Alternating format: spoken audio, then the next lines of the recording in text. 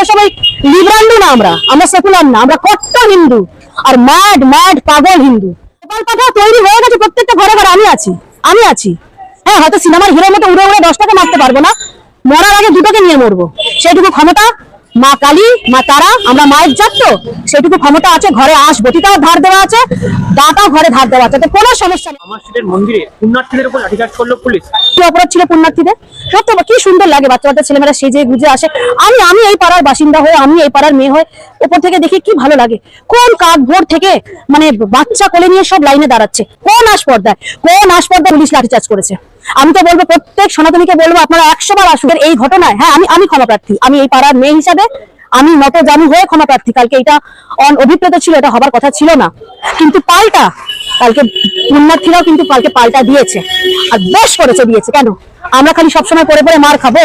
আর শুক্রবার দিন আমরা কি দেখি, যে রাস্তা বন্ধ হচ্ছে, সেই সময় ওই হিজড়ে ছক্কা পুলিশ প্রশাসন এরকম করে মাথা পারলে হাঁটুতে ঢুকে যাচ্ছে মাথা, ওখানে যখন নপুংসকের মতো দাঁড়িয়ে থাকে, তখন কিছু বলা করার ক্ষমতা থাকে না। আর কালকে আমাদের উপর লাঠিচার্জ হয়েছে, সনাতনীদের উপর লাঠিচার্জ হয়েছে। লাঠি যখন খেয়েছি, এবার সেই লাঠি প্রত্যেকটা সুদে আসলে বদলা কিন্তু হবে, এবার বদলা হবে। এই মা শ্যামসুন্দরী মন্দিরের সামনে দাঁড়িয়ে বলছি, মায়ের রূপ তো, সে মা কালী হোক, মা তারা হোক, মা শ্যামসুন্দরী হোক, সবই মায়ের রূপ। সেই মহিলাদের উপরও কালকে লাঠিচার্জ হয়েছে, তো মায়ের সামনে যখন তার মেয়ের উপর লাঠিচার্জ হয়েছে, এই ডাইনি এবার থাকবে না। এই ডাইনি তো যাচ্ছে, কিন্তু এই পুলিশ প্রশাসনকেও কিন্তু হুঁশিয়ার করছি অ্যাজ এ সাধারণ নাগরিক হিসাবে, যে আপনারা কিন্তু সামলে যান। আপনারা যখন এক পক্ষকে, যখন মুসলিমদেরকে আপনাদের সামলানোর ক্ষমতা নেই, আমি সব সংখ্যালঘু আমি সব বলি না, যা বলি স্ট্রেট বলি, যখন মুসলিমকে যখন সামলানোর আপনাদের ক্ষমতা নেই, যখন বেলডাঙে আপনি চুপচাপ আপনারা নপুংসকের মতো দাঁড়িয়ে থাকেন, মার খান, যখন সন্দেশখালীতে মার খান, যখন মোথাবাড়ি মুর্শিদাবাদে যখন মার খান, রক্তাক্ত হয়ে দাঁড়িয়ে থাকেন, লজ্জা করে না? তখন আপনারা সাদা ন্যাকড়া দেখান, তখন সাদা ন্যাকড়া দেখি আপনাদেরকে, আপনারা যে লুকিয়ে থাকেন এই গাড়ির পেছনে, ওই গাড়ির পেছনে, সেখান থেকে আপনাদেরকে সাদা কাপড় দেখে বেরোতে হয়। লজ্জা করে না তখন? কোন মুখটা নিয়ে বাড়িতে যান? বউনের সামনে মুখটা দেখাতে পারেন? বাড়ির লোকের সামনে মুখটা দেখাতে পারেন যে আজকে আপনি, ওরে বাবা কি বাহাদুরির কাজ করে এলাম আমি আজকে কয়েকটা ভক্তদের পিটিয়ে এসেছি, কিন্তু এদিকে মানে মুসলিমদের এরিয়ায় কিছু করার মুরদ নেই, কিন্তু আমি কয়েকটা সনাতনী ভক্তকে আমি পিটিয়ে এসেছি। মুখটা আয়নায় দেখতে পারেন আপনারা? নিজের মেয়ে বউয়ের সামনে যায় খাবারটা গলা দিয়ে নামে, লজ্জা করে না? নির্লজ্জ, মানে নির্লজ্জ বললে নির্লজ্জ শব্দটা অপমান করা হয়। এরা সবকিছু ঊর্ধ্বে চলে গেছে, এদের শরীরে রক্ত নেই, এদের শরীরে নীল জল বইছে।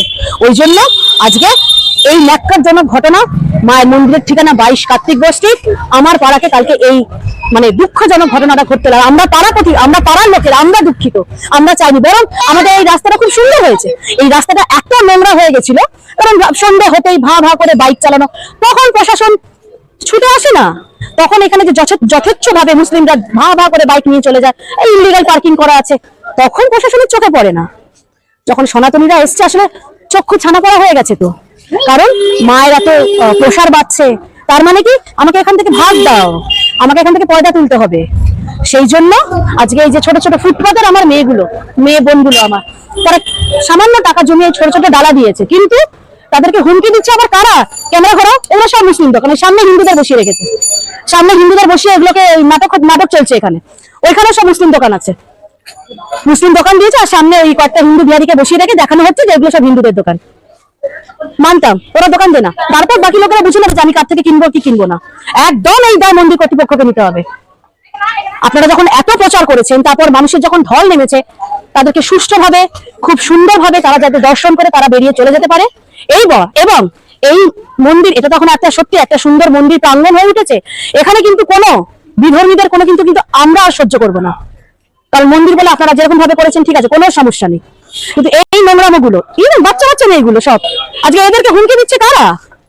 এরা বলছে যে না দোকান আমরা করবো, তোরা উঠে যা। এদেরকে মানে ইভেন রেপের অব্দি হুমকি দেওয়া হচ্ছে।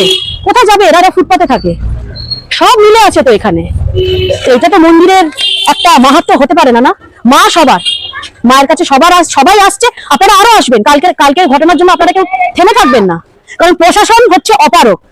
পশ্চিমবঙ্গে পুলিশ প্রশাসন বলে আরে সোশ্যাল মিডিয়া থেকে ভক্তি তো বেড়েছে, সোশ্যাল মিডিয়া থেকে কেউ জিহাদি তৈরি হয়নি তো, কেউ শরীরে বোম বেঁধে ফেটে যাচ্ছে না তো, আমার মন্দিরের ওপর থেকে বিধর্মীদের ওপর পাথর ছড়া হচ্ছে না তো, ভক্তি তো বেড়েছে। এটাই তো আমার সনাতন ধর্মের মহানতা, মাহাত্ম্য। তাদেরকে যারা শান্তির ধর্ম বলা হয় তারা কি করে?